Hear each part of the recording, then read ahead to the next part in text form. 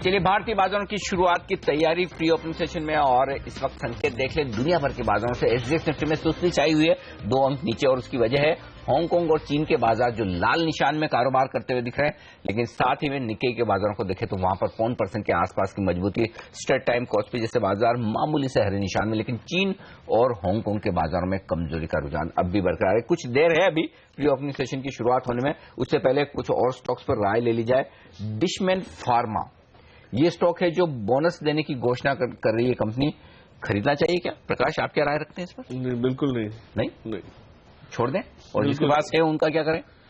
आज बोनस की खबर पे चल जाए तो बेच देना, निकल सकते हैं, बिल्कुल निकल सकते हैं, क्योंकि क्वालिटी वाइज इससे कई अच्छे विकल्प हैं, इसमें कई इश्यूज पुराने रहे हैं, वो मुझे नहीं लगता इतनी जल्दी सॉल्व हो जाएंगे। तो चलिए, फार्मा स्टॉक्स कई सारे बेहतरीन दूसरे भी हैं। वैसे फार्मा में भी बहुत बेहतरीन स्टॉक्स बचे नहीं है एक्चुअली। सब में यूएस एफडीए का डर कभी न कभी रहता है। कोई बताएंगे आप इसकी जगह विकल्प क्या हो सकता है? अजंता फार्मा ले सकते हैं, बहुत बढ़िया स्टॉक है। चलिए, अजंता फार्मा पर नजर रखिए, डिशमैन को अवॉइड करिए। कल भी अच्छी रैली देखने को मिलती, 4% ऊपर जाकर ये शेयर बंद हुआ था इन्हीं खबरों के अफवाहों के चलते, और अब ये खबर आती हुई 1:1 का बोनस इन्होंने पेश किया है। जीवी के पावर पर भी राय जानना चाहता हूं। बेंगलुरु और मुंबई के एसेट्स एयरपोर्ट से बेच रहे हैं, इस तरह की खबरें सज्जन जिंदल ग्रुप से इनकी बातचीत चल रही है। 24,500 करोड़ रुपए का बड़ा कर्ज है। पहले कह रहे थे कि इस एसेट को ये लिस्ट कराने पर विचार कर रहे हैं। कई बार बात हो चुकी है हिस्सेदारी अलग अलग चीजों में बेचने के लिए। 10 रुपए से नीचे पहुंच गया है ये शेयर, क्या उछाल देखने को मिल सकती है और क्या अप्रोच होगी? नहीं, इसमें भी खबरें कई आई और हमने देखा है जिस टाइप का behaviour JP group of companies में रहा है, वैसे ही ये सभी का हाल होता है। ये कर्जा कम करने की बातें ही करते रहते हैं और मौका चला जाता है। और जो लेनार है यहाँ पे, अगर आप सज्जन जिंदल ग्रुप भी देखें तो वो कौन बहुत मजबूत पोजीशन में खुद ही नहीं है।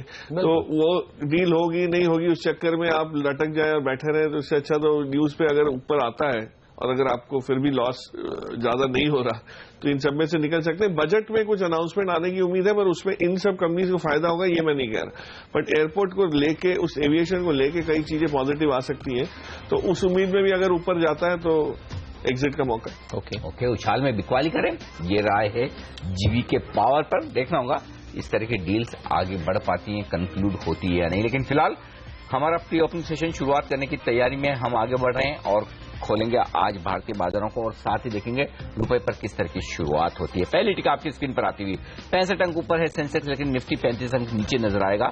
अब सेंसेक्स 222 अंकों पर दिख रहा है और निफ्टी में 25 अंकों की मजबूती।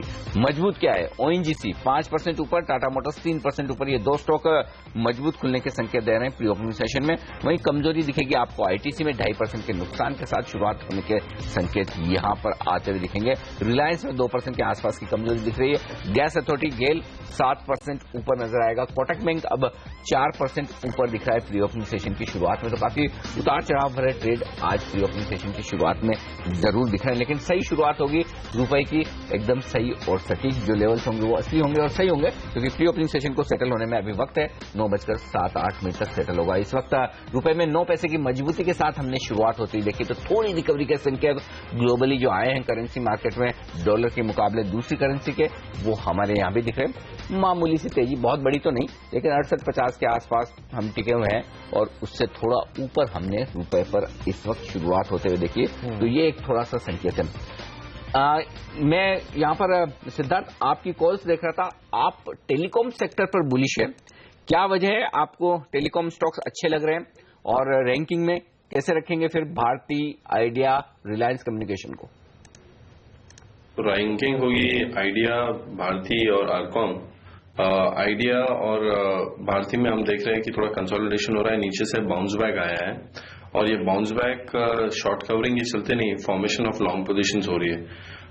और जिस तरह से चार्ट पे भी अगर थोड़ा आप देखें तो ऐसा लग रहा है जैसे एक बॉटम फॉर्मेशन बना है आइडिया और भारती में। आरकॉम में why bullish stance is there, because RCom में बहुत सारी शॉर्ट पोजीशंस क्रिएट हुई थी राइट फ्रॉम 80-85 लेवल से, और ये पोजीशन रोल ओवर नहीं हो रही है।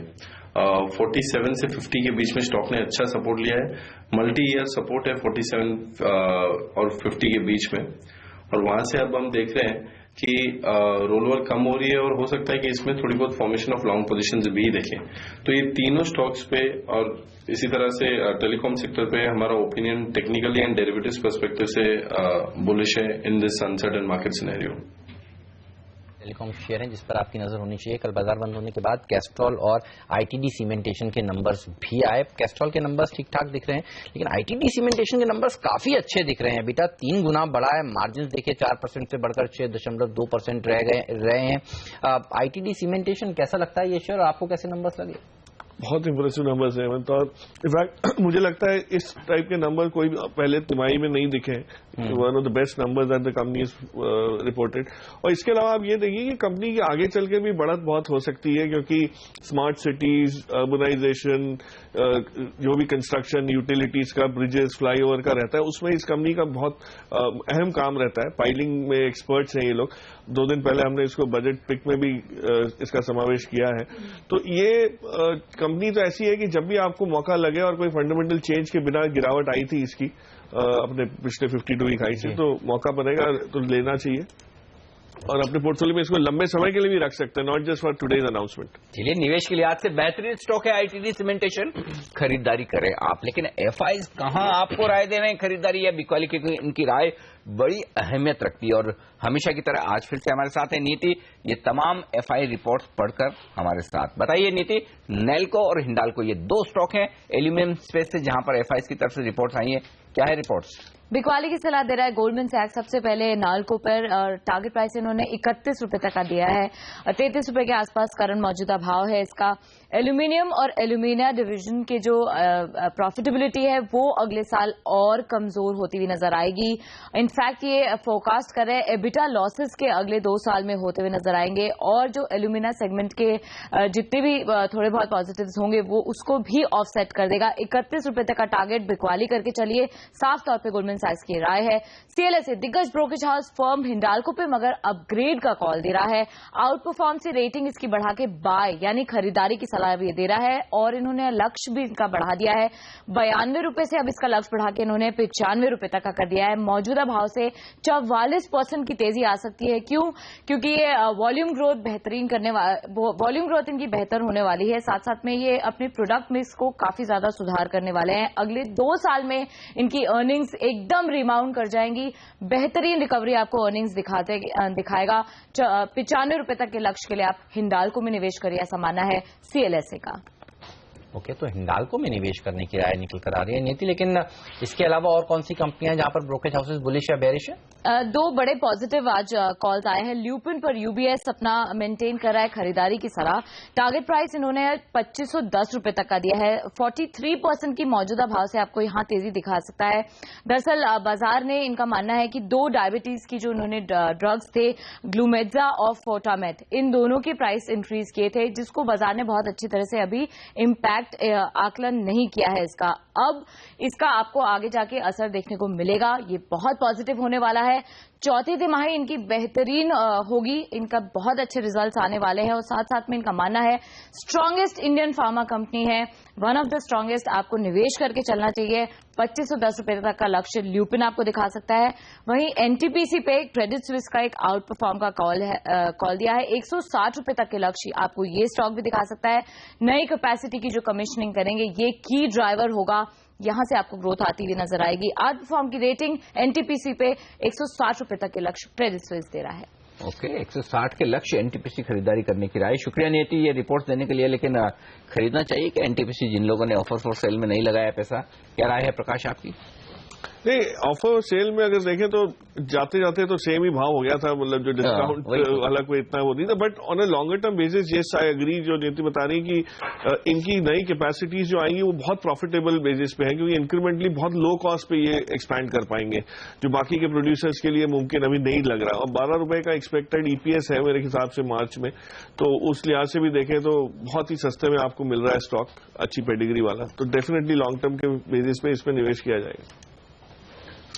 ओके, तो लॉन्ग टर्म के लिए निवेश किया जाए एनटीपीसी में, ये राय है फंडामेंटल एक्सपर्ट की तरफ से। चलिए, लेकिन ये तो निवेश की बात है। ट्रेडिंग के लिहाज से अगर आज के एक्शन भरे दिन आपको ढूंढने हैं, वो स्टॉक्स जो दिखाएंगे आपको ट्रेडिंग के बेहतरीन मौके। स्टॉक 2020 इसका रिकैप आपके सामने।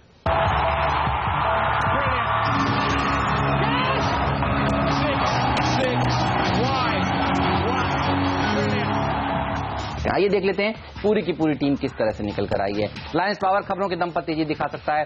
जिस तरह से यूएमपीपी शासन के जो है वहां पर टैरिफ बढ़ाने की मंजूरी रेगुलेटर ने दी है, इससे फायदा होगा। रिलायंस इंफ्रास्ट्रक्चर की रिलायंस पावर में हिस्सेदारी ओन करता है, यहां पर तेजी देखने को मिलेगी।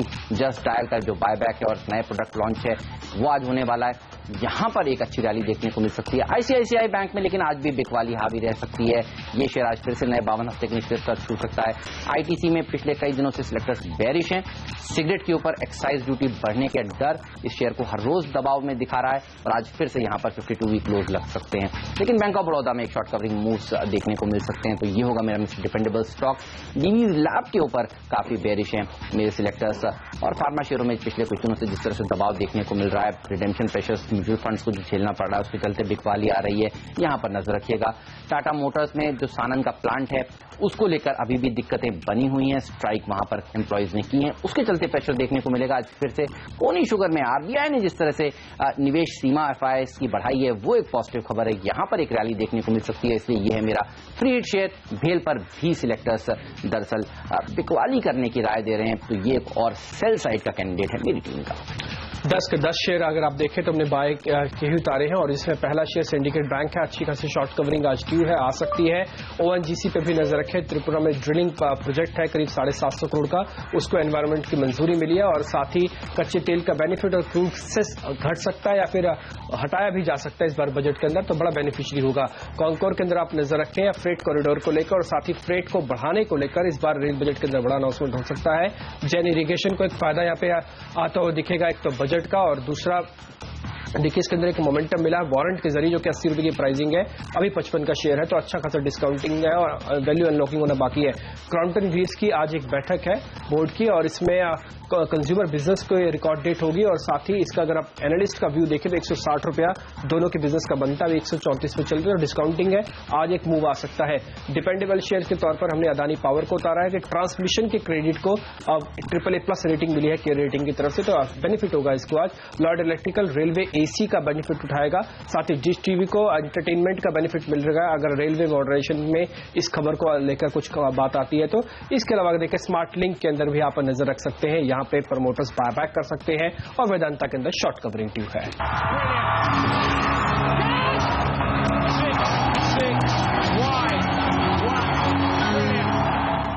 चलिए तो ये थे वो टॉप 20 स्टॉक्स जहां पर आज एक्शन देखने को खुलने के साथ ही मिलेगा। इंट्राडे में आप यहां पर मुनाफा कमा सकते हैं, लेकिन आप देखिए इस समय एशियाई बाजार खास तौर पर चाइना के मार्केट्स, हांगकांग के मार्केट्स, यहां पर दबाव थोड़ा गहराता हुआ, तो ये अच्छे संकेत नहीं भारतीय बाजारों के लिए आज के दिन। और ओपनिंग से ठीक पहले जिस तरह से ये कमजोर हुए हैं, दिक्कत की बात यहां पर साफ तौर पर है। NTPC, ITC, HCL tech, Tata steel, ये हैं निफ्टी के टॉप 4 लूजर्स। और आप देखिए आईटीसी जिस तरह से कमजोर हो रहा है, सिद्धार्थ आपसे राय लेना चाहता हूं। बजट से पहले हम जनरली देखते हैं यहां पर प्रेशर बनता है इसी एक्सपेक्टेशन के चलते कि एक्साइज ड्यूटी सिगरेट्स पर कहीं बढ़ ना जाए, और गिरेगा क्या? आज नए 52 हफ्ते के निचले स्तर लगा सकता है और कैसे अप्रोच करेंगे? एफएनओ में है ये शेयर। सो आईटीसी को बहुत स्ट्रांग सपोर्ट है 285 का, और ये जो फॉल हो रहा है सिर्फ कल के दिन में हमने देखा कि शॉर्ट पोजीशंस बनी है इसमें 5% का rise in open interest, otherwise इसमें शॉर्ट पोजीशंस नहीं बनी है।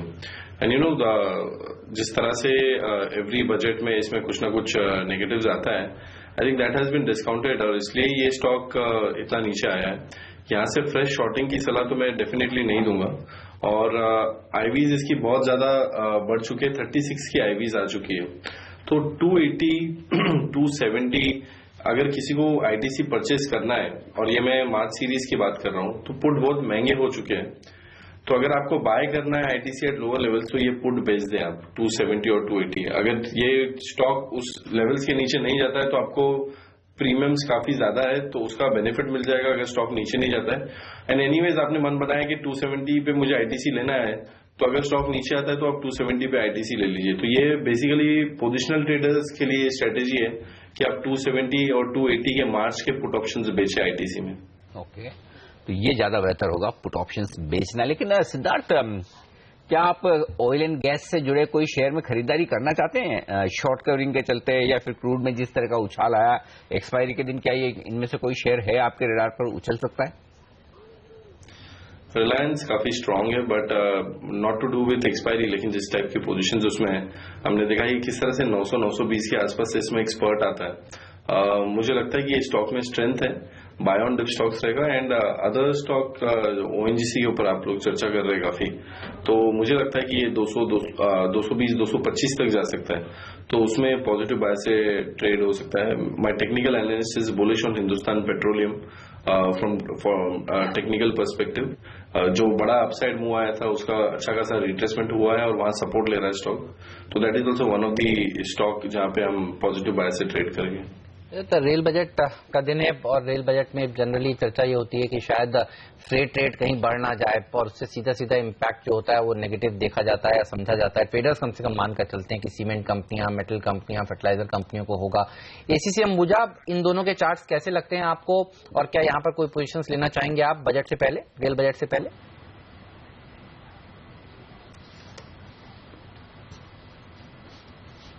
शायद बजट तक हमारी आवाज नहीं पहुंच पा रही। प्रकाश, आपसे राय लेना चाहूंगा। शायद प्रकाश तक भी संपर्क नहीं हो पा रहा है। रजत, आपसे लेना चाहूंगा ये राय फिर। हाँ, क्या आपको आवाज पहुंच रही है? कौन सी काउंटर? एसीसी और अंबुजा सीमेंट।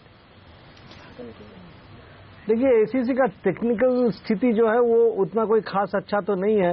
कल का जो हाई था मतलब 1245 का, उसके ऊपर अगर वो सस्टेन कर पाए तभी इसमें कोई खरीदारी करने का सोचिए, क्योंकि वहां पे तीनों मूविंग एवरेज मतलब 5 डे, 8 डे, 13 डे तीनों मिलके उसी लेवल पे है, तो वो लेवल जब तक पार करके ऊपर नहीं सस्टेन करता है तब तक खरीदारी करने से थोड़ा दिक्कत हो सकता है।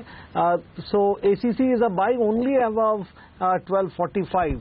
एंड जहां तक अंबुजा सीमेंट का सवाल है उसमें भी सिमिलर राय, मतलब 195 इसी के ऊपर में अगर सस्टेन करे तो भी बाई कीजिए, नहीं तो कोई बाइंग इसमें भी नहीं करिए, क्योंकि ये भी नीचे जा सकता है। 189 पे अच्छा सपोर्ट है, उसी सपोर्ट के आसपास अगर पहुंचता है तब सोचिए कि एक बार फिर से आप लेंगे कि नहीं लेंगे, लेकिन this is not looking good anyway. Okay, और इस बीच जो कुछ अच्छा नहीं दिख रहा उनमें चीन और हांगकांग के बाजार भी है। चीन के बाजार अब 3% से ज्यादा कमजोर है, हांगकांग के बाजार 1.5% नीचे है।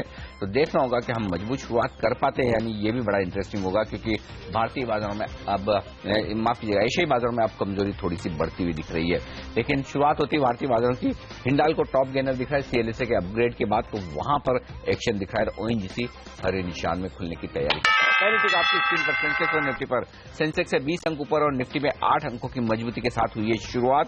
तो मामूली तेजी के साथ हमने शुरुआत की, लेकिन लाल निशान में फिसलने की तैयारी करते हुए बाजार जी हां लाल निशान में आ चुका है। सेंसेक्स 7 अंकों के नुकसान के साथ और निफ्टी भी अब फिसलता हुआ लाल निशान में इस वक्त आपकी स्क्रीन पर। देख लेते हैं कौन से स्टॉक्स हैं एक्शन में, और कमजोरी के लिहाज से देखें तो आईटीसी 1% नीचे, एनटीपीसी में 1% का नुकसान, टाटा स्टील 1% नीचे, एचडीएफसी बैंक और इंफोसिस जैसे शेयर आधा % कमजोर। लेकिन बॉश कम वॉल्यूम वाला स्टॉक है इसलिए मैंने जिक्र नहीं किया, 1.5% नीचे ये स्टॉक आपको दिखेगा इस वक्त। मजबूत क्या है, टाटा मोटर्स सबसे बेहतरीन प्रदर्शन करता हुआ 1.5% ऊपर और ओएनजीसी उसके बेहद साथ साथ। मेटल शेयरों में थोड़ी मजबूती दिख रही है, वेदांता, हिंडाल्को जैसे शेयरों में थोड़ी खरीदारी आती हुई दिख रही है। लुपिन सन फार्मा मजबूत होते दिख रहे हैं, लीवर ने 0.5% की तेजी के साथ शुरुआत की, तो सेलेक्टिवली डिफेंसिव शेयर थोड़े से मजबूत खुलते हुए दिख रहे हैं, लेकिन मजबूती बाजार की गायब होती हुई दिख रही है। 22 अंक नीचे अब सेंसेक्स आपको नजर आएगा। आइए कमजोर शेयर बता दूं जो वायदा कारोबार में, कैस्ट्रोल कल बाजार बंद होने के बाद नतीजा है, कमजोर नतीजे के बाद 3% नीचे, जुबिलेंट फूड 2.5% नीचे, अरविंद में 1% का नुकसान। मिड कैप बैंक थोड़े कमजोर हो रहे हैं, जिनमें ओबीसी आप देख सकते हैं, फेडरल बैंक यहां पर थोड़ा सा नुकसान है। मजबूत क्या है वायदा कारोबार में, जस्ट डायल 3.25% ऊपर है। आज बोर्ड बैठक है जस्ट डायल की, और आज से यहां से इनका बायबैक भी जो खुलता दिख रहा है, 165 करोड़ का जो बायबैक है वो आज से खुला है। ओमनी भी लॉन्च करने वाले, इसके चलते स्टॉक में 3% का उछाल। रिलायंस पावर 2.5% मजबूत है, शासन से जो पॉजिटिव खबरें आई हैं टैरिफ बढ़ाने को लेकर। कॉनकोर रेलवे बजट से पहले 1.5% मजबूत। अदानी पावर मजबूत है 1.5%, और अजंता फार्मा जो खरीदने की राय प्रकाश दे रहे थे कि डिशमैन के बजाय अजंता खरीदिए 1.5%, ये भी मजबूत है। तो तो ये है स्टॉक एक्शन में पॉजिटिव साइड पर और कमजोरी की तरफ कैस्ट्रॉल। बाजार एकदम फ्लैट कारोबार करते हुए दिख रहे हैं, किसी तरह का कोई रुझान नहीं। हेमंत, कहाँ नजर है आपकी? कमजोरी कैस्ट्रॉल में दिख रही है, लेकिन आईटीडी सीमेंटेशन देखिए, इसने अच्छे नंबर्स पेश किए थे कल मार्केट बंद होने के बाद। यहाँ पर तेजी के साथ कारोबार होता हुआ दिखेगा, उसको लाएंगे आप, देखेंगे किस तरह का प्रदर्शन दिखा रहा है। जी हाँ, 7% ऊपर। आईटीडीसी एक सरकारी कंपनी जहां पर जनपद का होटल बेचने के लिए अब बातें आगे और तेजी से होने लगी हैं, यहां पर एक अच्छा मूवमेंट देखने को मिल रहा है। 8% मजबूत ये शेयर। स्मार्ट लिंक एक और ऐसा स्टॉक है जो खबरों में था, जहां पर तेजी देखने को मिल रही है। पोनी शुगर एक और ऐसा स्टॉक है जहां पर आरबीआई ने एफआई की निवेश सीमा बढ़ाई है। स्मार्ट लिंक देखिए 15% ऊपर, पोनी शुगर में भी तेजी देखने को मिल रही है। ये तमाम ऐसे छोटे मझौले शेयर हैं जहां पर एक्शन आज के सत्र में बना हुआ है। पोनी शुगर लाएंगे, इसमें भी एक अच्छी बढ़त देखने को मिलनी चाहिए। जी हाँ, ये देखिए 3.5% मजबूत है ये शेयर। डिशमैन ने 1:1 का बोनस दिया है कल की तेजी के बाद, आज फिर से ये शेयर भी देखिए मजबूती के साथ ट्रेड करता हुआ 6% का मूव यहाँ पर देखने को मिल रहा है। जीवी के पावर हिस्सेदारी बेचने की बात कर रहा है मुंबई और बेंगलुरु एयरपोर्ट के लिए, और आप देखिए जीवी के पावर के स्टॉक में भी एक मूव ऊपर की साइड का बना हुआ है। कोई बहुत बड़ी रैली नहीं है, लेकिन 4% ऊपर ये शेयर भी कारोबार करता हुआ। लेकिन अनिल, आप देखिए रेलवे से जुड़े हुए शेयरों का हाल, कालिंदी रेल निर्माण 2% नीचे इस समय ट्रेड कर रहा है, तो आज भी मिक्स सा कारोबार हो रहा है। करनेक्स में जरूर थोड़ी सी तेजी देखने को मिल रही थी। टीटागढ़ देखिए, टेक्स रेल देखिए, इन पर नजर रखिए क्योंकि आज इन्हीं का दिन है और एक मिक्स सा रुझान देखने को मिल रहा है। टेक्स रेल इस समय करीब 1-1.5% नीचे ट्रेड करता हुआ। लेकिन आज का स्टार परफॉर्मर तो है स्मार्ट लिंक, जिसने 29 तारीख को यानी कि सोमवार को बोर्ड बैठक का ऐलान किया है, बायबैक पर विचार किया जाएगा। स्टॉक में देखिए 13% का बड़ा उछाल आता हुआ दिखा है, तो आज का स्टार परफॉर्मर ये स्टॉक है छोटे शेयरों में। और वायदा कारोबार के शेयरों में स्टार परफॉर्मर है आपका रिलायंस पावर, जो 3% मजबूत बनता हुआ दिख रहा है। और दिग्गजों में इस वक्त है ओएनजीसी, जो 0.2% की मजबूती दिखाता हुआ टॉप गेनर निफ्टी पर इस वक्त ये संकेत आपके लिए। लेकिन एक और स्टॉक है जहां पर एक्शन दिख रहा है मेरी स्क्रीन पर बड़े सौदों के हिसाब से, और वो है हेक्सावेयर। हेक्सावेयर का स्टॉक आपके सामने हाजिर करेंगे। एनएससी पर देखिए हेक्सावेयर के काउंटर पर 7,22,000 शेयरों का एक बड़ा ट्रेड होता हुआ दिख रहा है मेरी स्क्रीन पर, और इस ट्रेड में 1/4% हिस्सेदारी बदलती दिख रही है हेक्सावेयर की। तो वॉल्यूम के लिहाज से एक बड़ा एक्शन हेक्सावेयर के काउंटर पर होता हुआ दिख रहा है। 7,22,000 शेयरों का कारोबार इस वक्त आपको नजर आएगा। इसी स्टॉक से शुरुआत करूं, राय लेने की। चार्ट पर बताएं हेक्सावेयर के स्टॉक में कहीं कोई संकेत है? वॉल्यूम तो होता दिख रहा है, प्राइस एक्शन आ सकता है? रजत बताएं। देखिए, जहां तक हेक्सावेयर का सवाल है, इसमें ऊपर में 242-43 का लेवल के ऊपर में सस्टेन कर जाए तभी आप मूवमेंट उम्मीद कीजिए, क्योंकि वहां पे 200 एक्सपोनेंशियल मूविंग एवरेज है, वो हर बार इसको रोक देता है। पिछले 4 महीना में 5-6 बार इसको रोक लिया है, तो वो जब तक पार नहीं करता है तब तक कोई खास ऊपर की तरफ मूवमेंट नहीं होगा। और ऐसा भी 240 के आसपास भी कुछ सप्लाई आता है, तो इस लेवल पे बाई ना करके वो रेंज पार करने से बाई कीजिए, या तो 225-33 इस लेवल पे मिले तब बाई कीजिए। ट्रेडर्स को क्या करना चाहिए प्रकाश? रेल बजट का दिन है, रेलवे शेयर जनरली हम देखते हैं रेल बजट के बाद कुछ दिन तक कम से कम दबाव दिखाते हैं। क्या वो सिलसिला इस बार भी देखने को मिलेगा, या आपको लगता है कि गिरावट में खरीदारी करनी चाहिए लॉन्ग टर्म के लिहाज से? नहीं, मुझे लगता है रेलवे बजट में क्योंकि एक्सपेक्टेशन बहुत कम है, मायूसी भी कम होगी, और जो भी अनाउंसमेंट आएंगे उनको पॉजिटिवली लेंगे, और ऑलरेडी स्टॉक्स इतने करेक्ट हो चुके हैं। एक चीज जरूर है कि जैसे आपने भी पहले कल के प्रोग्राम में एक टिप्पणी की थी कि अनुमान ये है कि नई ट्रेनों का ऐलान कम होगा इस बार, और जो इम्प्रूवमेंट है सिग्नलिंग को लेके, मॉडर्नाइजेशन को लेके, उस पर ज्यादा होगा।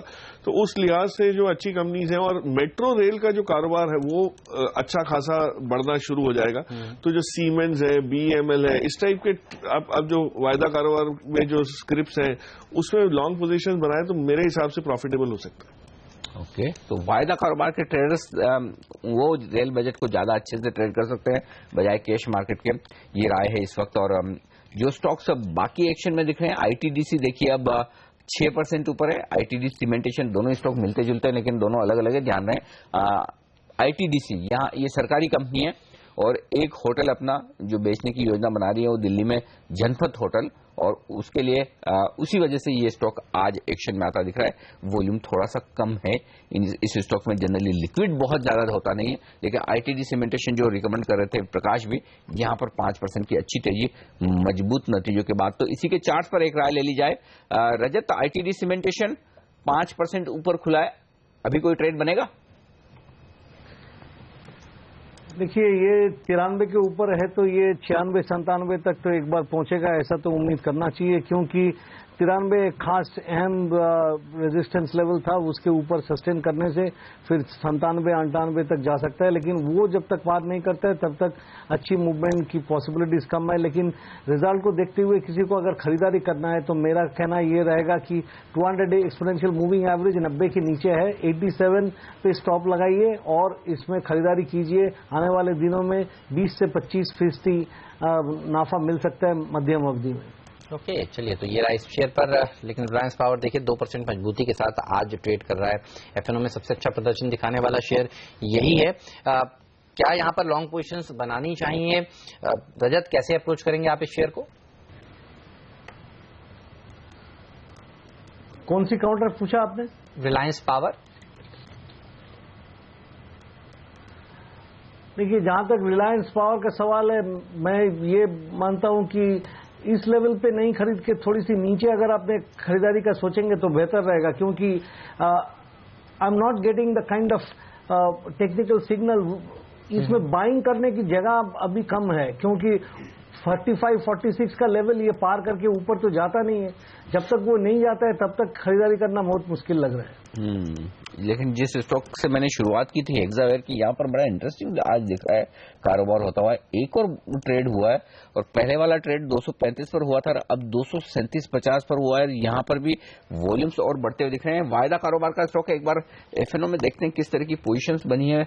बहुत ज्यादा पोजीशन तो नहीं बनी है। स्टॉक 1.5% मजबूत जरूर दिख रहा है मुझे। ट्रैक करते हैं आप सिद्धार्थ हेक्सावेयर को। ये जो बड़े ट्रेड्स होते दिख रहे हैं, उसके बाद क्या सौदा करना चाहिए आज के सेशन के लिए?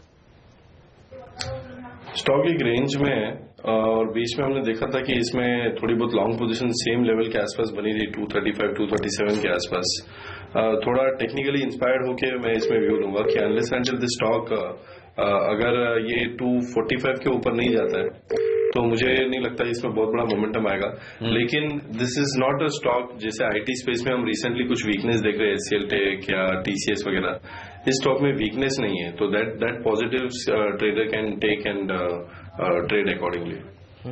टॉमटन ग्रीव्स, ये एक और ऐसा स्टॉक है जो आज खबरों में है। बोर्ड बैठक होने वाली है, इनकी रिकॉर्ड डेट ये तय करने वाले हैं और तय करेंगे जो इनका जो डिमर्ज हो रहा है कारोबार कंज्यूमर इलेक्ट्रिक्स का, उसको उसके शेयर देने के लिए कौन सी तारीख रिकॉर्ड डेट के तौर पर तय की जाए।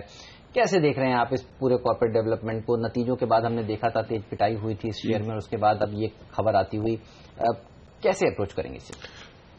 देखिए, कंपनी तो बहुत अच्छी है, कोई उसमें दो राय नहीं है। माहौल थोड़ा सा कैपिटल गुड्स का वीक होने की वजह से नरमी रही है स्टॉक प्राइस में, लेकिन जो डिसअपॉइंटमेंट मार्केट को रहा वो इनके ट्रांसपेरेंसी लेवल्स को लेकर रहा था कि इन्होंने कई चेंजेस किए मैनेजमेंट में।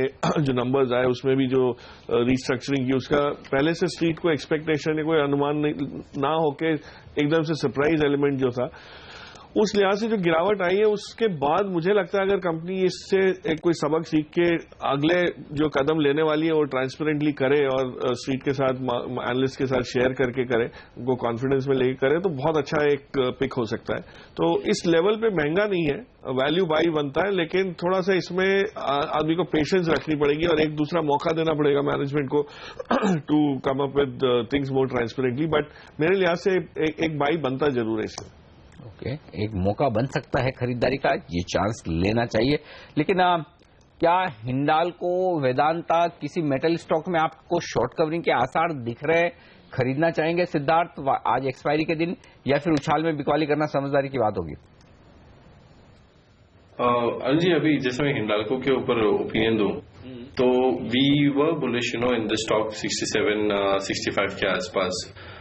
इसमें हम लॉन्ग पोजीशन तो नहीं बनते दिख रहे हैं, लेकिन एक क्लियरली कहा जा सकता है इसमें कि जो मेटल स्टॉक्स की पिटाई हो रही थी पिछले 7-8 महीनों से, या probably almost from 1 year perspective से, वो पिटाई अभी बंद हो गई है और एक रेंज में चले गए। तो मुझे लगता है कि 75 on the higher side and 62-63 on the lower side, ये रेंज में रहेगा।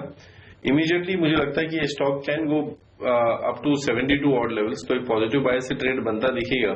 लेकिन अगर कोई ये एक्सपेक्ट कर रहा है कि इसमें ब्रेकआउट आ जाएगा 72-75 के अबाव ब्रेकआउट आ जाएगा और ये 90-95 जैसे कुछ ब्रोकिंग हाउस के टारगेट्स अभी आए हैं एमएनसी ब्रोकिंग हाउस के, मुझे नहीं लगता कि that is going to come in hurry. लेकिन यस, अब इसमें मंदी के माहौल से ये स्टॉक बाहर निकल चुका है ऐसा लगता है। ओके, चलिए मंदी के माहौल से बाहर निकलता हुआ दिख रहा है ये शेयर।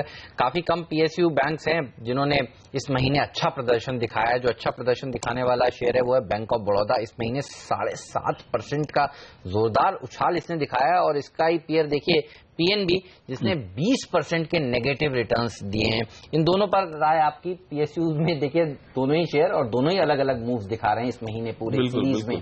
पीएसयू में कुछ खरीदना चाहिए या अभी इंतजार करना चाहिए? बजट सुन लेंगे, देखेंगे कि रिकैपिटलाइजेशन का फिगर क्या आता है, उसके बाद खरीदेंगे? बिल्कुल, मुझे लगता है कि बैंकों में ओवरऑल मैं बोल रहा हूँ, नॉट पीएनबी या बीओबी स्पेसिफिकली, अभी भी जो झटके हैं जो आने हैं मार्च एंड तक उसकी पूरी गुंजाइश है। और बीओबी के नतीजों के बाद ये जो निकला है कि भाई 10% तक ग्रॉस एनपीए बड़ी बैंकों के हो सकते हैं, जबकि उन्होंने ऐलान 4, 4.5%, 5% के किए हुए। तो मार्च तक अगर वो जो बाकी का जो है हिस्सा वो आता है, प्रोविजनिंग का भी हिस्सा आता है, तो उसके बाद लेना बेहतर रहेगा। और रिकैपिटलाइजेशन इमीडिएटली अगर होगा तो उसका इम्पैक्ट पॉजिटिव रहेगा, ना कि वो साल का आपको 4 साल का टारगेट एक टाइम लाइन दे दी और अगले 4 साल में हम कर देंगे वाली बात से कोई, मुझे नहीं लगता मार्केट बहुत पॉजिटिवली उसको लेगा। तो बजट के बाद लेना बेहतर है, पर तब तक बैंक्स को बिल्कुल छूना नहीं चाहूंगा। ओके, बैंक खरीदने हैं तो सिर्फ और सिर्फ बजट के बाद। लेकिन एक जगह जो साफ खरीदारी होती दिख रही है वो प्रकाश अजंता फार्मा है, जो आपने सुबह सुबह कहा 2.5% ऊपर है स्टॉक। और सबसे बढ़िया बात क्या है, ओपन इंटरेस्ट करंट सीरीज में 3.5% बढ़ा है, यानी कि आज तेजी की पोजीशन से यहां पर ट्रेडर्स बना रहे हैं। तो इसलिए जाते जाते एक राय अजंता फार्मा पर ले लूं मैं सिद्धार्थ से। सिद्धार्थ, क्या कहेंगे? चार्ट्स पे तो ये स्टॉक डेफिनेटली स्ट्रेंथ दिखा रहा है, वीकनेस बिल्कुल नहीं है इसमें। और हमने देखा है कि इसमें लॉन्ग पोजीशंस भी बनी है फरवरी सीरीज में। In fact mid of February series से हम दिख रहे हैं कि इसमें लॉन्ग पोजीशंस बनी है। कल के सेशन में इसमें 17% राइज इन ओपन इंटरेस्ट हुआ है विद पॉजिटिव प्राइस मूवमेंट। तो डेफिनेटली ये स्टॉक एक अच्छे ट्रेंड में बाय ऑन डिप स्टॉक रहेगा। जनरली लोगों का परसेप्शन ये हो जाता है कि मार्केट में करेक्शन हो रहे हैं और ये स्टॉक करेक्ट नहीं हो रहा है तो चलो इसको अभी शॉर्ट करो, तो वो भूल ना करें। अजंता फार्मा स्ट्रांग लग रहा है फ्रॉम डेटा पर्सपेक्टिव से। ओके, चलिए तो ये रहा है शेयर पर। लेकिन बाजार पर नजर रखिए, बिल्कुल फ्लैट कारोबार हो रहा है। वेट एंड वॉच का अप्रोच इस समय शायद भारतीय बाजार बना रहे हैं। रेल बजट जो 12 बजे पेश होने वाला है उससे पहले, लेकिन रेलवे शेयरों पर नजर रखिएगा। टीटागढ़, कालिंदी, टेक्स रेल, स्टोन्स, करनेक्स, ये तमाम ऐसा पैक है रेलवे शेयरों का जो लाल निशान के साथ इस समय ट्रेड करता हुआ आपको दिखेगा। शुक्रिया आप सभी का समय निकालने के लिए, इस चर्चा में शामिल होने के लिए। और आज 12 बजे रेल बजट पेश होगा। ये देखना होगा कि रेल मंत्री सुरेश प्रभु देश के करोड़ों रेल यात्रियों की उम्मीदों पर कितने खरे उतरते हैं और वो रेलवे को पटरी पर लाने के लिए क्या क्या कदम उठाते हैं।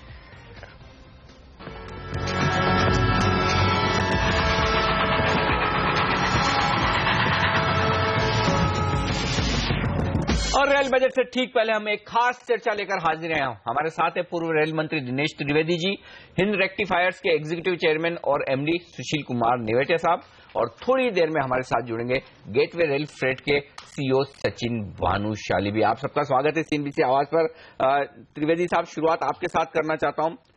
रेलवे के फाइनेंशियल हालात अब भी बेहद ढीले डाले हैं। रेल मंत्री इस बजट में रेल के लिए पैसा जुगाड़ करने का इंतजाम कहां से करेंगे? क्या कुछ कर सकते हैं रेवेन्यू बढ़ाने के लिए आज से? सुनो,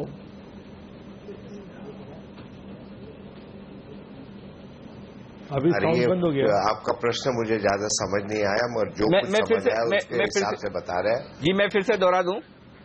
उससे पहले रेल मंत्री सुरेश प्रभु बात कर रहे हैं, एक बार सीधे वहां चलेंगे फिर मैं आपके पास आता हूं। स्ट्रक्चर बनते, सुपर स्ट्रक्चर बनते, लोकोमोटिव है, उसका रोलिंग स्टॉक है, उसको देखकर ये नहीं कह सकते कि ये रेल है। वो तो रेल है ही है, लेकिन वो रेल की शारीरिक अवस्था है। रेल की जो आत्मा है वो है हमारे लोग, जो हमें 13 साढ़े 13 लाख लोग रोज रेल में आकर काम करते हैं। और बहुत सारे ऐसे लोग हैं जो 13.5 लाख में नहीं गिने जा सकते क्योंकि वो रेल के रोल पे नहीं है, लेकिन ऐसे भी बहुत सारे लोग रोज हर दिन रेल के सफर करने वाले लोगों को सेवा का प्रदान करते हैं।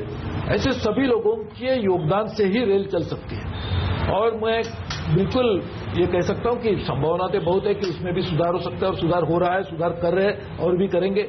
लेकिन आज भी ये लोगों की जो पूरी तरह से मात्रा में योगदान रहा है, वो भी हमारी रेल को अच्छी तरह से चलाने में बहुत बड़ी योगदान उनकी कामयाबी रही है। और उसके लिए वो भी, उनके बिना तो मैं सोच भी नहीं सकता कि रेल कैसे चल सकती है। आपको मैं एक उदाहरण देता हूं कि देखिए, हमें दिवाली आती है, दसरा आता है, ईद आता है, गुरु नानक जयंती आती है, जैन लोगों के त्यौहार आते हैं। हर दिन हम सोचते हैं कि हमें छुट्टी मिलनी चाहिए, हमें घर में बैठ के हमारे परिवार के साथ में गुजरना चाहिए। वो लोग भी उस तरह के त्यौहार मनाने चाहेंगे जो रेल चलाते हैं उस दिन। और जिस दिन त्यौहार होता है उस दिन ज्यादा लोग सफर करते हैं। यानी उस दिन भी उनके बावजूद कि अपने परिवार के साथ, जैसे मैं बैठ के परिवार के साथ आज ब्रेकफास्ट करूं, मैं तो समझकर रोज करना चाहिए, लेकिन ये भाग मुझे भी नहीं मिलता। लेकिन हमारे रेल के जो काम करने वाले कर्मचारी है, ऐसे दिन जिस दिन परिवार के साथ आनंद लेने का वो जरूर चाहते होंगे और लोगों को आनंद देने के लिए वो अपने एक योगदान देते, तो उनके लिए मैं तो जरूर ऐसे दिन, आज के दिन, हर दिन उनके लिए ही प्रार्थना करता हूं, कहता हूं कि उनका जीवन भी सुखी रहे, ताकि वो अपने योगदान से यात्री करने वाले लोगों का समय मंगलदायी कर सके जब वो रेल में सफर करते हैं। जी बिल्कुल, क्योंकि आप बिल्कुल, तो रेल मंत्री अपने बजट का फोकस कुछ हद तक बताते हुए, और हमारे साथ रेल बजट पर बातचीत करने के लिए पूरा एक दमदार पैनल है। पूर्व रेल मंत्री दिनेश त्रिवेदी साहब हमारे साथ हैं, और साथ ही हिंद रेक्टिफायर्स के एग्जीक्यूटिव चेयरमैन और एमडी सुशील कुमार नेवटिया साहब भी हमारे साथ कार्यक्रम में शामिल हो चुके हैं। साथ ही गेटवे फ्रेट के सीईओ सचिन भानुशाली साहब भी। आप सबका स्वागत है। त्रिवेदी साहब, शुरुआत आपके साथ करना चाहता हूं। रेलवे की फाइनेंशियल सिचुएशन अभी भी अच्छी है नहीं, वित्त मंत्री को, रेल मंत्री को काफी कुछ काम करना है, लेकिन पैसे की जरूरत है। आप क्या कहेंगे, कहां से वो पैसा जुड़ा सकते हैं इस रेल बजट में?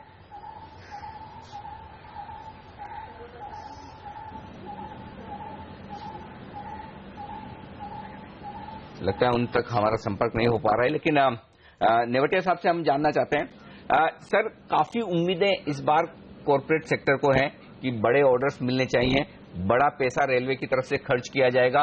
वो कौन से फोकस एरिया हैं जहां पर रेलवे की तरफ से इंफ्रास्ट्रक्चर में पैसा खर्च किया जाना चाहिए, और कॉर्पोरेट सेक्टर की क्या उम्मीद है इस रेल बजट से? ये CLW का लोकोमोटिव का प्रोडक्शन बढ़ रहा है, करीब 303 फेज नए लोकोमोटिव बनेंगे। कोचेज में भी नई टेक्नोलॉजी, नए कोचेज LHB जर्मन टेक्नोलॉजी है उसके बनने वाले हैं, और जितने भी इलेक्ट्रिफिकेशन है और जो है सब में कुछ न कुछ पैसा, वो डीजल लोकोमोटिव भी बढ़ने वाले हैं। तो हमारी राय में लालू प्रसाद यादव के बाद ये पहली बार रेलवे बजट आएगा जिसमें सबको फायदा होगा जो कनेक्टेड है रेलवे से, किसी भी प्रोडक्ट को सप्लाई करें, चाहे लोगों के या इसके। अभी 2000 कन्वेंशनल ये कोचेस बनते हैं जिसमें कि इन्वर्टर्स लगते हैं, हम लोग सप्लाई करते हैं, लेकिन 5 साल में ये जीरो हो जाएगा, धीरे धीरे फेज आउट होते हैं। उसकी जगह नए टेक्नोलॉजी के ये सबअर्बन कोचेस बनेंगे, तो उसके लिए टेक्नोलॉजी हमारी स्ट्रांग R&D है और फॉरेन से भी कोशिश कर रहे हैं। ये बिल्कुल नई टेक्नोलॉजी है सभी के लिए, तो हम कोशिश कर रहे हैं कि नए कंपोनेंट्स, नई चीज हम बना सकें, तो हम ये LHB कोचेस को हम सप्लाई कर सकें। कामकाज इंडस्ट्री अपने आप को तैयार कर रही है, लेकिन आप इस समय बाजार पर नजर रखिए। 7000 का जो इंपॉर्टेंट साइकोलॉजिकल लेवल था वो देखिए टूटता हुआ नजर आ रहा है। 55 अंक इस समय नीचे सेंसेक्स पहुंच गया है, और निफ्टी में भी 20 अंक की गिरावट देखने को मिल रही है। तो 7000 का स्तर जिसको कल हमने नहीं तोड़ा था, लेकिन आज देखिए वो टूटता हुआ दिख रहा है। बैंक निफ्टी दबाव में ट्रेड कर रहा है। मिड कैप इंडेक्स जो मजबूती के साथ खुला जरूर था, लेकिन अब आप देखिए लाल निशान में फिसलता हुआ 1/4% नीचे, और अब पहली बार हम देख रहे हैं गिरने वाले शेयरों की संख्या ज्यादा होती हुई बढ़ने वाले शेयरों के मुकाबले। दरअसल एशियाई बाजारों ने जो खराब प्रदर्शन दिखाया उसका असर भारतीय बाजारों को झेलना पड़ रहा है, खासतौर पर हांगकांग के मार्केट्स और चाइना के मार्केट्स को लेकर जो चिंता बनी है पिछले कुछ आधे घंटे में, उसके चलते भारतीय बाजार थोड़े से नर्वस होते हुए। लेकिन नजर है सबकी रेल बजट पर आज, और हम उसी पर चर्चा कर रहे हैं। हमारे साथ सचिन भानुशाली जी भी हैं, गेटवे फ्रेट के CEO। सर, सबसे पहले आपसे यही जानना चाहता हूं, सब लोग यही जानना चाहते हैं बाजार में कि फ्रेट रेट क्या इस बार बढ़ेगा, क्योंकि हमने देखा है कि अभी भी फ्रेट रेट काफी ऊपर है, बढ़ाने की गुंजाइश काफी कम लग रही है। आपका अपना क्या अनुमान है? रेलवे का अपना जो ऑपरेटिंग रेशो है वो हमेशा 90% के ऊपर रहा है, और रिसोर्स मोबिलाइजेशन के लिए जो धनराशि चाहिए रेल चलाने के लिए या नेटवर्क बढ़ाने के लिए, उसको जुटाने का एक ही तरीका आज तक रेलवे ने अपनाया है, वो है माल भाड़ा बढ़ाना। मेरे ख्याल से अभी ये इतना बढ़ चुका है कि दुनिया में सबसे ज्यादा माल भाड़ा प्रति किलोमीटर प्रति टन के हिसाब से यदि देखा जाए तो भारतीय रेल एक नंबर पे आएगी।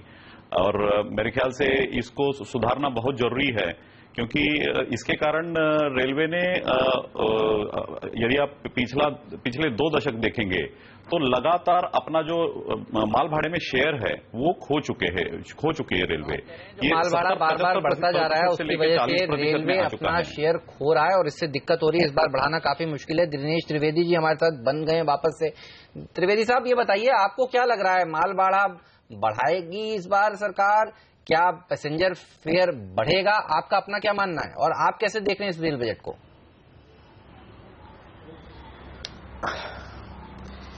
देखिए, पैसेंजर फेयर बढ़े, माल बढ़े या कम होए, हालात रेल की चरमरा गई है। और पहली बार ये देखा गया है कि जो यात्री के आंकड़े हैं ना, नंबर ऑफ पैसेंजर्स, वो कम हो गए। जो पर टनेज किलोमीटर फ्रेट है वो कम हो गया। मतलब आपका पूरा रेवेन्यू मॉडल बिल्कुल खत्म हो गया है। और उसकी वजह यदि आप नहीं ढूंढेंगे और कैमोफ्लेज में लगेंगे, मैं यदि रेल मंत्री होता तो आज गुंजाइश है फ्रेट को कम करने की, क्योंकि आज चाहे वो फ्रेट हो या यात्री हो, वो जा रहे हैं रोडवेज पे। आज रोडवेज काफी बढ़ गया है और जहां तक अपर मिडिल क्लास और मिडिल क्लास यात्री हो वो प्लेन में जा रहे हैं। तो आपको देश के सामने रखना पड़ेगा। आपके पास देखिए, ये सुरेश प्रभु के पास 2 चीज है, या तो देश को हालात बताए कि रेल की ये हालत है और हमको ये करने की आवश्यकता है, या कैमोफ्लेज करे कि नहीं बहुत अच्छा है, सब कुछ बढ़िया हो रहा है, वाईफाई लग रहा है, केटरिंग अच्छी हो रही है। ये सब कॉस्मेटिक्स है, मगर आपका बेसिक ढांचा जो है ना वो चरमरा गया है। यदि रेलवे इंप्रूव नहीं होता है तो आपकी देश की जीडीपी इंप्रूव नहीं हो सकती। यदि रेलवे का फ्रेट एफिशिएंट नहीं होता है तो आपका फूड इन्फ्लेशन कम नहीं हो सकता है। तो आप कहीं दूसरे रास्ते पे भटक गए। सीधी लाइन पे जो चलना था आप नहीं चले, आप इधर उधर की बात करके भटक गए। लेकिन त्रिवेदी साहब, जब आप कह रहे हैं कि रेल भाड़ा घटाने की जरूरत है, माल भाड़ा घटाने की जरूरत है, अगर ये घटेंगे तो रेवेन्यू में तो और कमी होने की जो आशंका है, फिर उसका क्या? अब जो पैसे की जरूरत है रेलवे को, वो कहां से आएगा? मगर देखिए, बहुत बार क्या होता है कि जैसे इनकम टैक्स की दर आप कम करते हो ना, तो ज्यादा लोग इनकम टैक्स देते हैं।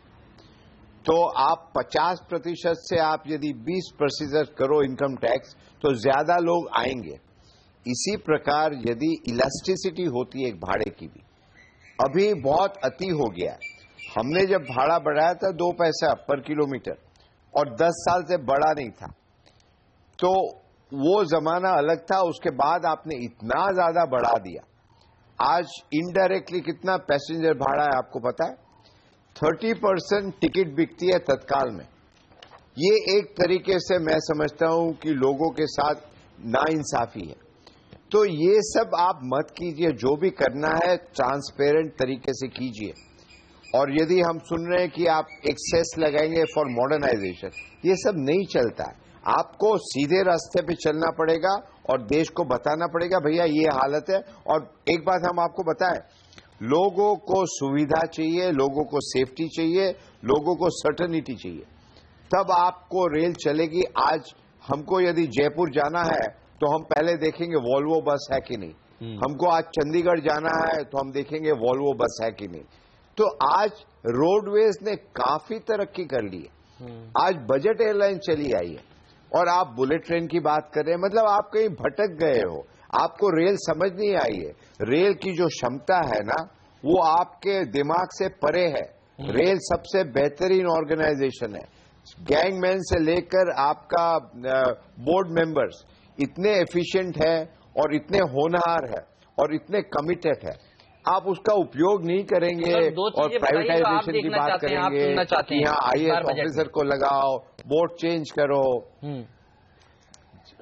तो क्या दो चीजें आप हम ये सुनना चाहते हैं कि देखिए आपका जो टारगेट था, नहीं हम बता रहे, आप ये देखना चाहते हैं कि आप पहले तो हकीकत बताएं। आप यदि एक डॉक्टर के पास जाते हैं तो आपको चाहिए कि डॉक्टर आपको सच सच बताए कि क्या प्रॉब्लम है। यदि आपको एक बार प्रॉब्लम पता चलेगा तो ही आप उसका सोल्यूशन ढूंढ पाएंगे। यदि आप हमसे पूछे तो दो रिपोर्ट है, एक तो डॉक्टर काकोदकर कमेटी रिपोर्ट और दूसरी सैम पिट्रोडा कमेटी रिपोर्ट। आपको कुछ भी नहीं करना, इस रिपोर्ट को लागू कीजिए और आप आराम से देखिए कि रेल कहां से कहां पहुंच जाती है। रेल बहुत ही सॉलिड है। आज सबसे बड़ा ऑर्गेनाइजेशन यदि दुनिया में है तो अपना रेल का ऑर्गेनाइजेशन, उसको आप अंडर एस्टिमेट मत कीजिए। बिल्कुल, ये तो बात सही है कि इस सरकार का फोकस पूरा रेलवे पर है, लेकिन अब हालात कैसे सुधरे वो देखने वाली बात है। लेकिन भानुशाली साहब, आपसे जानना चाहता हूं, डेडिकेटेड फ्रेट कॉरिडोर पर काफी बातचीत की जा रही है, ये बताइए वहां पर और क्या डेवलपमेंट, क्या ऐलान आप इस रेल बजट में देखना चाहते हैं? डेडिकेटेड फ्रेट कॉरिडोर एक मेरे ख्याल से कम 20 साल पहले जो आना चाहिए था वो कम से कम आ रहा है। 2019-20 तक उम्मीद है कि वो पूरा हो जाएगा।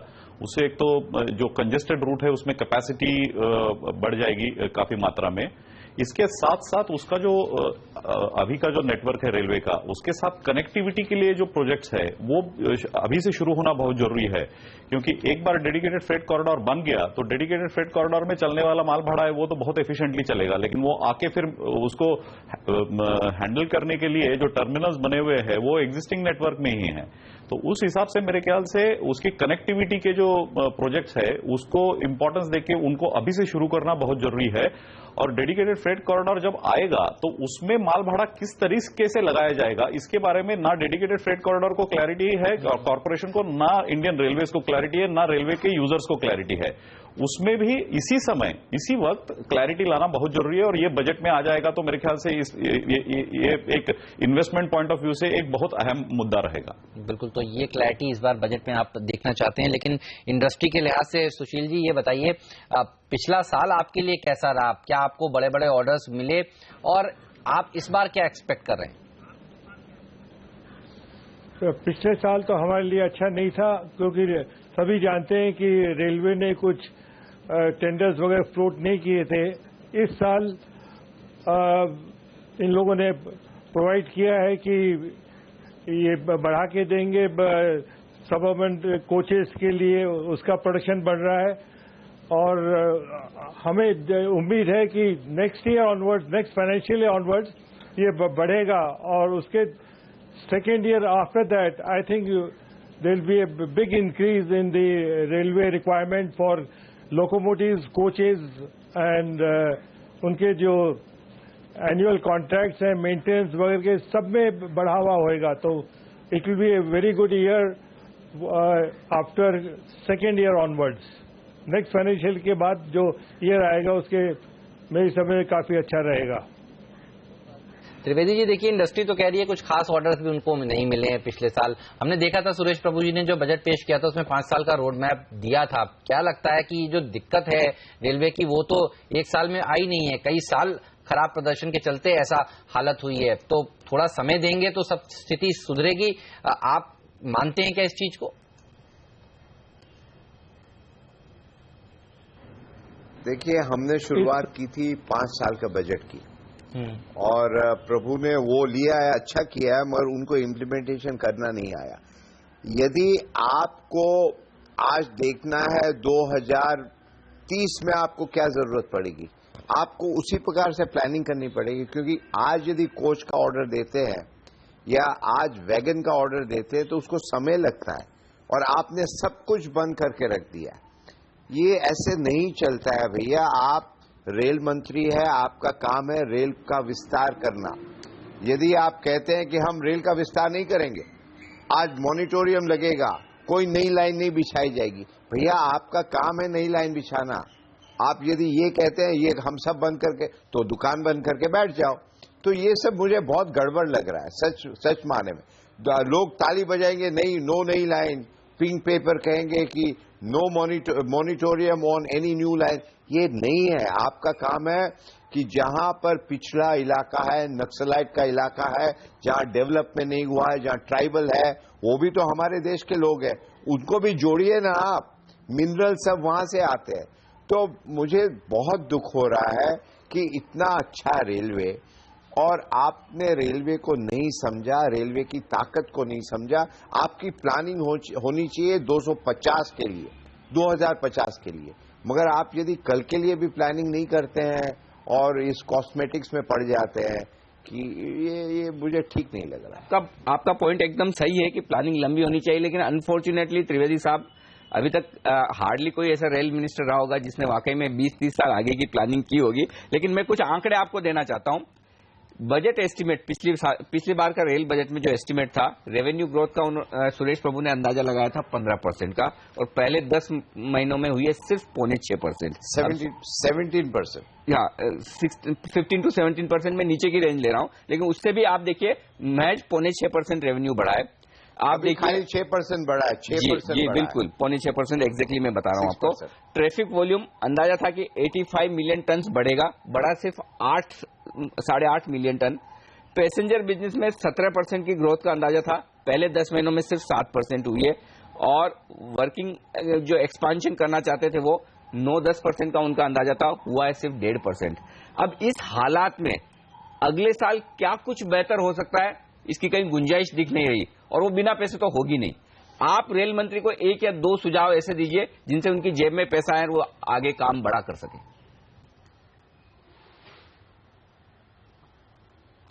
भाई, प्रभु को, ईश्वर को सुझाव तो एक बंदा नहीं दे सकता है ना तो कभी उन्होंने सुझाव मांगने की कोशिश की है, और वो बहुत ही ऊंचे है, वो ईश्वर है, प्रभु है, उनको सुझाव की जरूरत नहीं है। आज इतना घमंड क्यों है? एक बार भी यदि फोन करके बोलते कि दिनेश भाई बताइए, हम ये नहीं कहते कि हम एक्सपर्ट हैं, कि हाँ ये जरूर है कि हम बैठ के कह सकते भैया हमारी दृष्टि से ये होना चाहिए।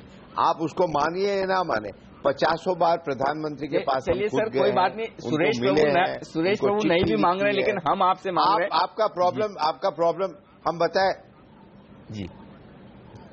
नहीं, हम बताएं आपको। देखिए, बहुत सीधी बात है, आपका ऑपरेटिंग रेशियो आप कैमोफ्लेज करके उसको चाहे जो भी दिखाए, मगर आपका असली में ऑपरेटिंग रेशियो 110 हो गया है। आपको यदि सुझाव चाहिए तो मेरे बहुत ही सीधे साधे सुझाव है कि आप पहले रोग क्या है उसको परखिए। रेलवे के जितने भी बोर्ड मेंबर्स हैं वो बहुत एक्सपीरियंस है, उनको आप डायरेक्शन मत दीजिए, उनसे सीखिए कि आपको क्या करना चाहिए। और सैम पिट्रोडा कमेटी रिपोर्ट और काकोदकर कमेटी रिपोर्ट अपने आप में व्यापक रूप से है, आप उसको इंप्लीमेंट कीजिए और इधर उधर की बात को छोड़ दीजिए। ट्विटर बहुत अच्छी चीज है, मगर आप अपना समय ट्विटर पर बहुत ज्यादा व्यतीत मत कीजिए। 1-2-4 आदमी लगा दीजिए आपके होकर ट्विटर में करे। आप बिल्कुल एकदम सर नीचा कर रेल की ओर देखिए और काम कीजिए। सेमिनार, वर्कशॉप ये सब बंद कर दीजिए, काम में काम कीजिए। That's about it. सर, आप बार बार इन 2 रिपोर्ट्स का जिक्र कर रहे हैं, आपने इन रिपोर्ट्स को पढ़ी है, ये बताइए कि फिर प्रॉब्लम इन रिपोर्ट्स में क्या लिखी गई है? क्या चीज प्रॉब्लम आप कह रहे हैं इन रिपोर्ट्स में आइडेंटिफाई की गई हैं जो लागू करनी चाहिए प्रभु जी को, क्या प्रॉब्लम्स बताई गई हैं इन दोनों रिपोर्ट्स में? रेलवे में दरअसल दिक्कत सबसे बड़ी क्या है? नहीं, लागू उसको पढ़ने का समय नहीं मिल रहा है ना, वो बहुत बिजी है। चलिए, लेकिन कॉर्पोरेट इंडिया के लिहाज से कोई प्रॉब्लम नहीं है, आराम से वो रिपोर्ट लागू हो सकती है। बिल्कुल। भानुशाली साहब, क्या माल भाड़े में इस वक्त बढ़ोतरी करना गलत कदम होगा, जैसा कि त्रिवेदी साहब भी कह रहे हैं? और दूसरी बात है कि अब कुछ फायदा तो जो एनर्जी कॉस्ट कम हो रही है उसका रेलवे को भी मिल रहा है। ऐसे में इंडस्ट्री के लिहाज से, देश के लिहाज से माल भाड़े में बढ़ोतरी की जो एक आशंका का डर है, उस पर आप क्या कहेंगे? मैं त्रिवेदी साहब से एकदम सहमत हूं कि माल भाड़ा ऐसी ऊंचाई तक पहुंच चुका है कि बढ़ाने की तो कोई गुंजाइश नहीं है, इसको घटाने का एफर्ट करना चाहिए। इनफैक्ट एक अगले 5 साल के लिए एक ऐसा प्लान बनाना चाहिए जिसमें थोड़ा थोड़ा करके माल भाड़े में घटोती हो। जैसे हमारे सेक्टर में कंटेनर ट्रेन ऑपरेटर सेक्टर जो है उसमें पिछले 9 साल में 120-130% से भी ज्यादा बढ़ोतरी हुई है रेल हॉलेज चार्जेस में। इसके कारण हम जो मार्केट को एड्रेस कर सकते थे, जो हम लोग माल रोड से रेल में शिफ्ट कर सकते थे, उसकी अब कोई गुंजाइश नहीं रही है। यदि रेल भाड़ा ऐसे ही बढ़ता रहेगा तो रेल का जो टोटल फ्रेट मार्केट है उसमें जो शेयर है वो घटता रहेगा।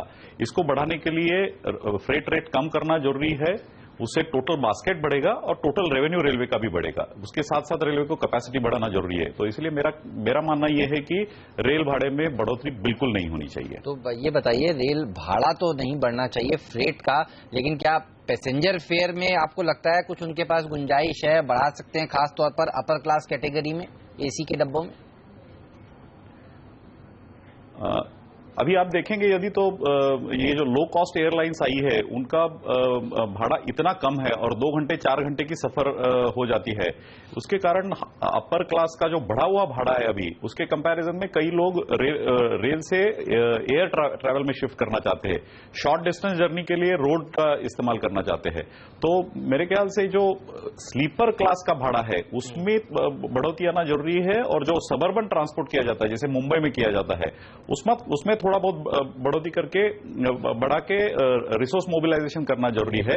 और इससे भी ज्यादा प्राइवेट सेक्टर इन्वेस्टमेंट रेलवे में जो होने के लिए एक तरीके का जो माहौल बनाना चाहिए वो बनना जरूरी है ताकि इन्वेस्टर का कॉन्फिडेंस बढ़े और इन्वेस्टर अपने पैसे की लागत रेल रिलेटेड प्रोजेक्ट्स में करे, टर्मिनल्स बनाए, रेल सर्विसेज बनाए, फ्रेट सर्विसेज दे, पैसेंजर सर्विस में अपनी केटरिंग की और बाकी सुविधाएं प्रोवाइड करे और उसी से रेलवे का जो फाइनेंशियल फिजिबिलिटी है वो आने वाला है। लेकिन आज तक के जो कदम उठाए गए उसमें कोई भी निवेशक जो है उसका इंटरेस्ट ध्यान में नहीं रखा गया है।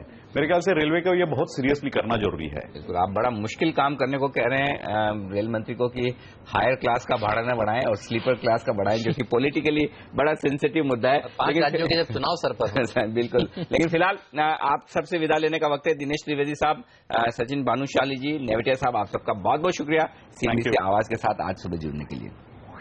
और बाजार इस बीच 7,000 के अहम आंकड़े के आसपास कारोबार करते हुए दिख रहे हैं। हल्की सी सुस्ती है भारतीय बाजारों में बड़े एक्शन के दिन के पहले। अब से कुछ देर बाद पेश होगा रेल बजट, लेकिन फिलहाल पहला सौदा में आज के लिए इतना ही। आप बने रहिए सीबीसी आवाज के साथ। ब्रेक के बाद नजर होगी कि कमोडिटी बाजार किस तरह से खुल रहे हैं और रेल बजट अभी आने में 2 घंटे बाकी हैं। जी हाँ, क्या हो आपकी रणनीति, ये सब बताएंगे। सौदा आपका में ब्रेक के बाद। हमें दीजिए इजाजत, नमस्कार।